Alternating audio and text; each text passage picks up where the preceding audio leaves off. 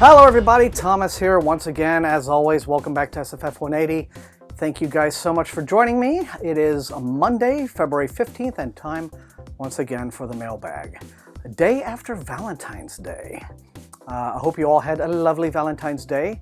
If you're a singleton like me, that means you had a really awesome day, not spending money on overpriced chocolates on anyone. You could just sit at home, curl up with your pet of choice, in my case it's a dog, and read a book or do something awesome like that. Yeah, great holiday for that sort of thing. But otherwise, I hope you guys had a terrific week. New review up, be sure to check that out. I have a couple more coming. But the package, as you see, the stacks look a little bit thin this time, only 3 envelopes, but one of these has multiple items in it, so I'm estimating we're going to have about 5 titles this week. So, you know, an average haul. Let's get into it then, shall we? Not waste any more time. Let us see what's in the pile. And this first one comes from Simon Schuster. I am anticipating some Saga titles. Okay, it was a trio of Saga Press titles, and this first one here this is interesting. This is actually the second book in a series. They didn't send me the first one, so I'll have to, I guess, fire off a request for that. But this book is called Stranger Thing, and this is book 2 in something called The Ever-Expanding Universe, and this is sort of amusing. The authors are Martin Light and Isla Neal, and the reason this kind of makes me smile is, of course, one of my very good friends is the fantasy author Stina Light.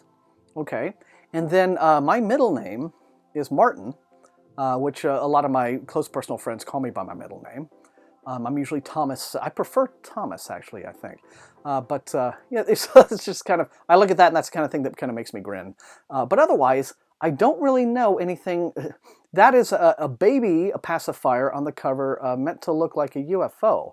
And on the back it says, "Pregnancy," in massive, scary size font. "Was pretty rough for LV Nara, what with the morning sickness, constant food cravings, and the alien race war she found herself in the middle of. But if she thought giving birth to an extraterrestrial's baby would be the hard part, she was sorely mistaken." So maybe I've just done something to spoil book 1 here a bit, you know. But book 1 of this is called Mothership, and I guess it's out now. And The World Forgot is going to be the third title. And on the back it says, "Resistance is fertile." So, space opera trilogy about motherhood, apparently. Could be interesting, could be fun. But this is coming out from Saga. And next we have a new printing of The Corant by Chuck Wendig. Now this is the 3rd book in Chuck's Miriam Black urban fantasy series. It's about a woman who can tell when you're going to die. These came out originally from Angry Robot Books, and they had these really lovely Joey Hi-Fi covers. And now Saga appears to have taken the series over, and I understand there are going to be new books coming. And this series has been optioned for television. So it may or may not be appearing on whatever service, if you watch proper cable TV, or if you watch Amazon or Netflix, wherever you stream your shows from, you may end up seeing this series coming out. It will be called Blackbirds, which is the original, book 1's title of the series. So The Cormorant is now out in a new edition from Saga. And next we have a book that I'm pretty intrigued by, because advance buzz about this one just has it that this is a new UF that just blows the doors off everything. The author is Michelle Baker. The title is Borderline. And it says, "A year ago, Millie lost her legs and her filmmaking career in a failed suicide attempt. Just when she's sure the credits have rolled on her life story, she gets a second chance with the Arcadia Project, a secret organization that polices the traffic to and from a parallel reality filled with creatures straight out of myths and fairy tales. For her first assignment, Millie is tasked with tracking down a missing movie star, who also happens to be a nobleman of the Sealy court. To find him, she'll have to smooth-talk Hollywood power players and uncover the surreal and sometimes terrifying truth behind the glamour of Tinseltown. But stronger forces than just her inner demons are sabotaging her progress. And if she fails to unravel the conspiracy behind the noble's disappearance, not only will she be out on the streets, but the shattering of a centuries-old peace could spark an all-out war between worlds. No pressure." Word about this is that it's fantastic, so yeah, let me know in the comments. Okay, and this new one feels like a paperback from HarperCollins. Well, this is the final book in a trilogy that is now in paperback, I guess previously in hardcover. They may have sent me the hardcover of this. It's very much along the horror paranormal lines, which isn't really, I mean, I enjoy reading that personally, but it's not the sort of thing I really review on my website. But it says that this is coming out, oh, this has already come out now. It came out on the 26th in this paperback edition. And it is the final volume, the thrilling conclusion to the saga of the Order of the Sanguines, Blood Infernal. Last year, James Rollins and Rebecca Cantrell left readers on the edge of their seats at the end of Innocent Blood, the second novel in the Order of the Sanguine series, about an ancient Vatican order who seek the answers to a mystery found within the pages of a gospel written in Christ's own blood. Okay, so there's very much that, Dan, want to hop the Dan Brown bandwagon going on there. Now the pair concludes their epic trilogy with Blood Infernal. All right then.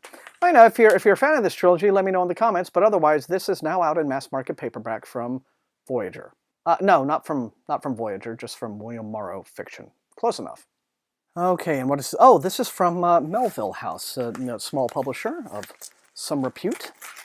Okay, this is one that I've kind of been eagerly anticipating. This is a book called The Deep Sea Divers Syndrome. The author is Serge Brussolo, and he is reportedly a very popular science fiction writer in his native France.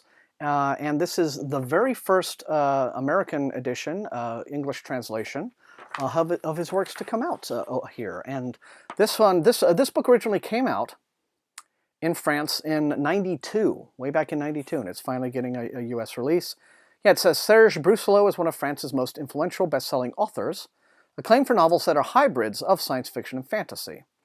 And this says this is his most celebrated novel, a suspenseful thriller, exuding, in the words of his talented translator Edward Govin, an air of noir, black as squid ink. The story opens with a so-called medium, a professional dreamer who dives into the dream world to retrieve items that convert into valuable artworks in the waking world, with their value increasing based on how daring the dreams are.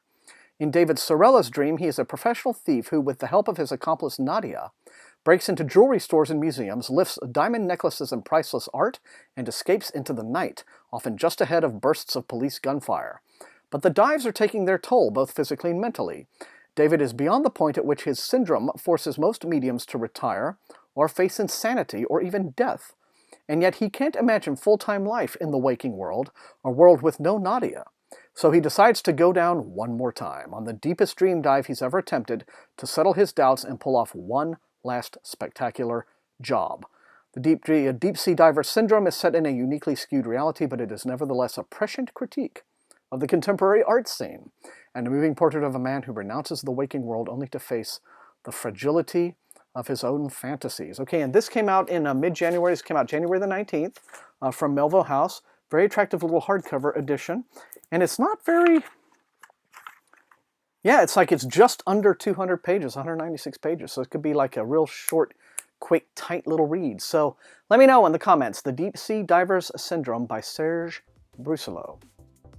And that is it for this week's mailbag. Not a big one, but some really nice things in there.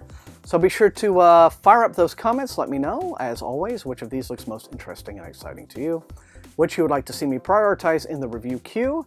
Otherwise, if you enjoyed watching, please hit that like button, share the video, and sub if you have not done so. That's how SFF180 grows. As always, I appreciate your ongoing support. Be sure and check out my most recent reviews. The announcement of the second BookTube SFF Awards also went up this morning, so be sure to watch that video. You're going to want to participate, especially if you did so last year, but if you didn't do so last year, well, jump in on year 2, because it's going to be a lot of fun, all right? So apart from that, thank you, as always, for watching, and until I see you next time, happy reading!